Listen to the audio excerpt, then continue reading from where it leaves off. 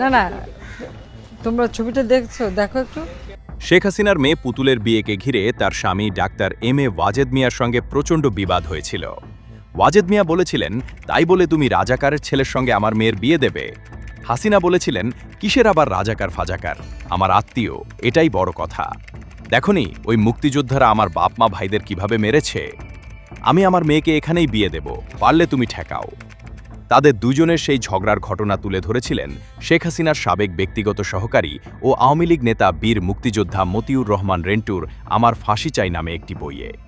পরবর্তীতে সে বইটি শেখ হাসিনা সরকার নিষিদ্ধ ঘোষণা করেন এবং রেন্টু সহ তার পরিবার বিদেশে পালিয়ে যায়। রেন্টু তার বইতে লিখেছিলেন, শেখ হাসিনা তার কন্যা পুতুলের বিয়ে ঠিক করলে ধানমন্ডিস্থ বাড়িতে শেখ হাসিনার স্বামী ডক্টর ওয়াজেদ মিয়া এসে ক্ষিপ্ত হয়ে শেখ হাসিনাকে বলতে লাগলেন, মেয়ে কি তোমার একার মেয়ে, কি আমার না?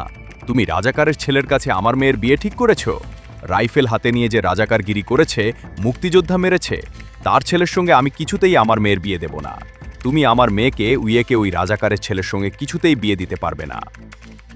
জননেত্রী বঙ্গবন্ধু কন্যা শেখ হাসিনা বললেন, আমি মেয়ে বিয়ে দেব, পারলে তুমি ঠেকাও। ডক্টর ওয়াজেদ বললেন, তাই বলে তুমি রাজাকারের ছেলের সঙ্গে আমার মেয়ের বিয়ে দেবে? বঙ্গবন্ধু কন্যা বললেন, কিসের আবার রাজাকার ফাজাকার, আমার আত্মীয়, এটাই বড় কথা। মরলে আত্মীয়রাই মরে।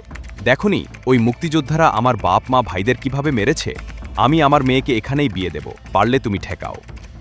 ডক্টর ওয়াজেদ মিয়া বললেন, তোমাদের সঙ্গে আমি ঠেকাঠেকি করতে পারবো না, তবে আমি বলে দিচ্ছি, আমার মেয়েকে যদি রাজাকারের ছেলের সঙ্গে বিয়ে দাও, তবে এই বিয়ের সঙ্গে আমি নেই, বিয়েতে আমি আসব না।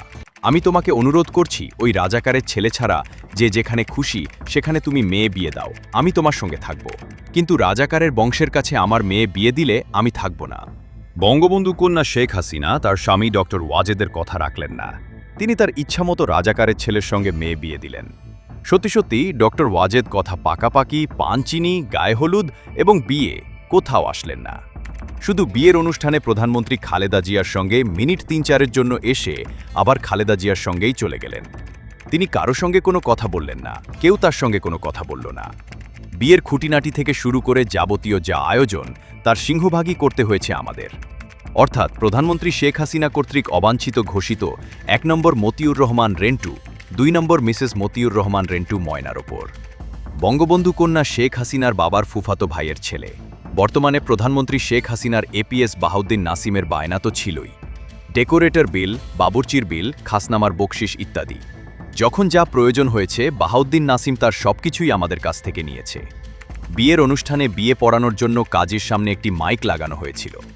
বঙ্গবন্ধু কন্যা শেখ হাসিনা হঠাৎ সেই মাইকে গিয়ে বিয়ের অনুষ্ঠানে আগতদের ধমকের স্বরে বলতে লাগলেন, সব যান, বেরিয়ে যান, কি পেয়েছেন, তামাশা পেয়েছেন? এখনই এই জায়গা থেকে চলে যান, নইলে অসুবিধা হবে। বঙ্গবন্ধু কন্যার মুখে মাইকে এই কথা শুনে উপস্থিত সকলে হতবিহ্বল হয়ে কিংকর্তব্য বিমূঢ় হয়ে যায়। অনেকেই আগামাথা না বুঝে অনুষ্ঠান থেকে চলে যেতে শুরু করলে ময়না তাড়াতাড়ি জননেত্রীর কাছে এই কথার অর্থ কি জানতে চাইলে শেখ হাসিনা বলেন, দাওয়াত ছাড়াই অনেকে এসেছে, তাদের জন্য আমি এই কথা বলেছি। এরপর ময়না নিমন্ত্রিত অতিথিদের অনেককে বোঝাবার চেষ্টা করেছে, কিন্তু তাতে ফল হয়নি। অধিকাংশ নিমন্ত্রিত অতিথি না খেয়ে চলে গেছে। বিয়ের সকল অনুষ্ঠান শেষ, সকলেই চলে গেছে, শুধু বর আর বরের আত্মীয় স্বজনরা রয়েছে। বঙ্গবন্ধু কন্যা শেখ হাসিনা তার কন্যা পুতুলকে বরের গাড়িতে তুলে দিয়ে ময়নাকে জড়িয়ে ধরে কান্নায় ভেঙে পড়লেন। তারপর জননেত্রী শেখ হাসিনা ময়নাকে বললেন, ময়না, আজ আর তুমি আমাকে ছেড়ে যেও না। বিয়ের অনুষ্ঠানস্থল সংসদ ভবন চত্বর থেকে শেখ হাসিনার সঙ্গে আমাদের একমাত্র সন্তান ৫ বছরের স্বর্ণলতাকে সঙ্গে নিয়ে ধানমন্ডি ৫ নম্বর রোডে শেখ হাসিনার ৫৪ নম্বর বাড়িতে চলে এলাম। বাড়িতে এসে বাইরের কাপড় পাল্টে সবাইকে নিয়ে মাটিতে গোল হয়ে বসে জননেত্রী শেখ হাসিনা ময়নাকে বললেন, ময়না, তোমরা যা করলে তোমাদের ঋণ জীবনে শোধ করা যাবে না, কোনোদিন তোমাদের ভোলা যাবে না, কোনোদিন তোমাদের ভুলব না। আমাদের মেয়ে স্বর্ণলতাকে দেখিয়ে বললেন, ও তো পেট থেকেই আমাকে ভালোবাসে। অবশ্য এসব কথা শেখ হাসিনা আজ নতুন বলছেন না, এর আগেও অনেকবার এসব কথা তিনি বলেছেন।